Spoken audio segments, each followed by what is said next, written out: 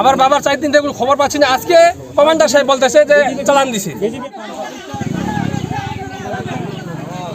আমার বাবাকে ফেরত দাও, আমরা ওদেরকে ফেরত দিব।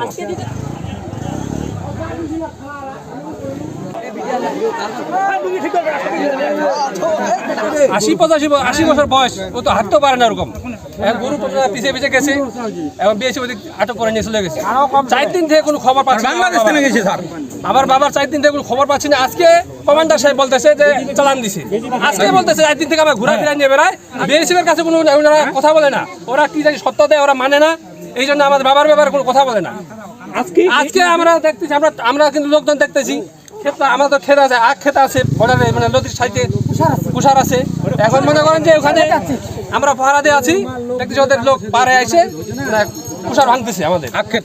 তখন আমাদের ভাই ছিল পাহারা, ও আমাদেরকে ফোন দেয়, আমরা সবাই দৌড়ে যাই, ওনাকে আটক করি।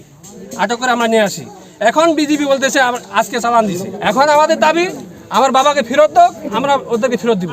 লোডশেডিং কিংবা ঘরের বাইরের তীব্র গরমে ওয়ালটন রিচার্জেবল ফ্যান থাকলে থাকবে শুধু বাতাস আর বাতাস। একদিন গরু খুঁজতে গেছে, বর্ডারের পাশে গেছিল, বিএসএফ আসে, নদীর ধারে গেছে, বিএসএফ আসে, সে কানে শুনতে পারে না, সে হাঁটতে পারে না, সে গরুর টানে গেছিল, গরুর টানে যাওয়ার পরে এখন ওরা নিয়ে গেছে। আজকে 3 দিন থেকে আমরা ক্যাম্প যাই, অনেক ঘোরাফেরা করি। ওরা ওদের পক্ষ থেকে সীমানায় আসে, বলতেছে যে ওরা আমাকে যেদিন ডাকবে সেদিন যাব।